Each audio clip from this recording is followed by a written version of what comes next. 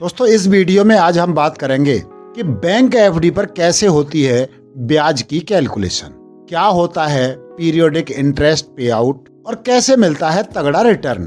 तो आइए जानते हैं।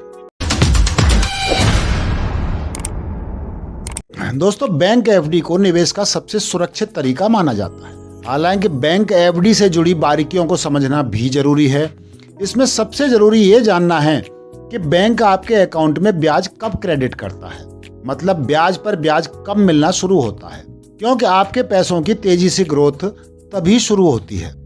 बैंक एफडी दो तरह की होती है, पहली पीरियोडिक इंटरेस्ट पे आउट और दूसरी क्यूमुलेटिव डिपॉजिट। क्या होता है पीरियोडिक इंटरेस्ट पे आउट?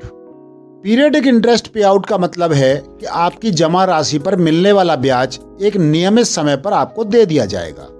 आमतौर पर सीनियर सिटीजन इसे काफी पसंद करते हैं क्योंकि उनका जमा धन बचा रहता है और नियमित अंतराल पर उन्हें खर्च करने के लिए पैसे भी मिलते रहते हैं। दूसरी तरफ क्यूमुलेट डिपॉजिट में नियमित अंतराल में मिलने वाला ब्याज आपके मूलधन में जुड़ जाता है और आगे उस पर भी आपको ब्याज मिलने लगता है। इसे ही चक्रवर्ती ब्याज यानी कंपाउंड इंटरेस्ट कहते हैं।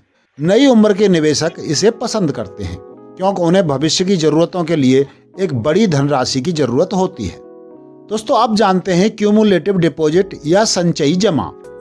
मान लीजिए कि आप 10,000 रुपए की फिक्स्ड डिपॉजिट कराते हैं और इस पर 5% ब्याज मिल रहा है।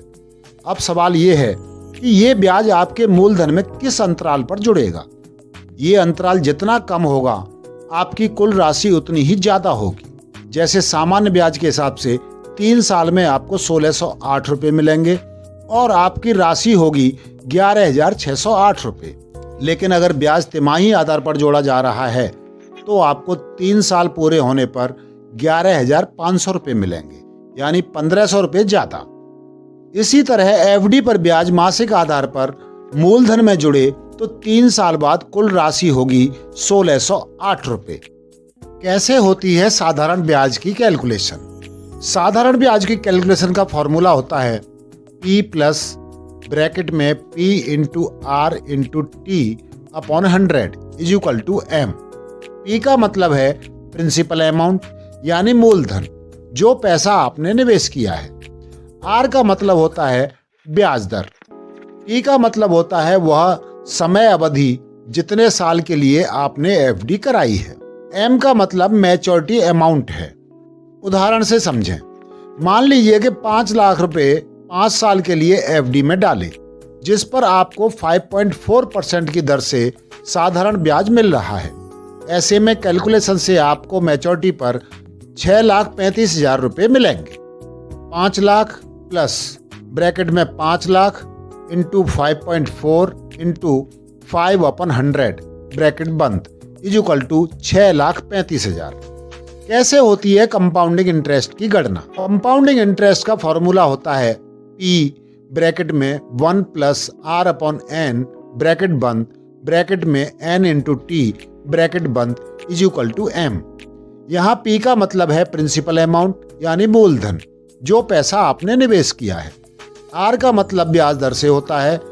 N का मतलब एक साल में कितनी बार कंपाउंडिंग होती है। T का मतलब होता है वह समय अवधि जितने साल के लिए आपने एफडी कराई है। M का मतलब मैच्योरिटी अमाउंट से है।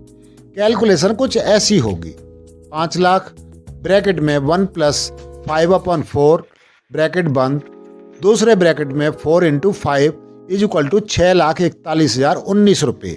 कंपाउंड इंटरेस्ट में आपको 5 लाख रुपए निवेश करने पर 1,41,000 रुपये के करीब ब्याज मिलेगा। तो दोस्तों ये जानकारी थी कि बैंक एफडी पर ब्याज किस तरह से कैलकुलेट करते हैं। उम्मीद है आपको वीडियो पसंद आया होगा। धन्यवाद।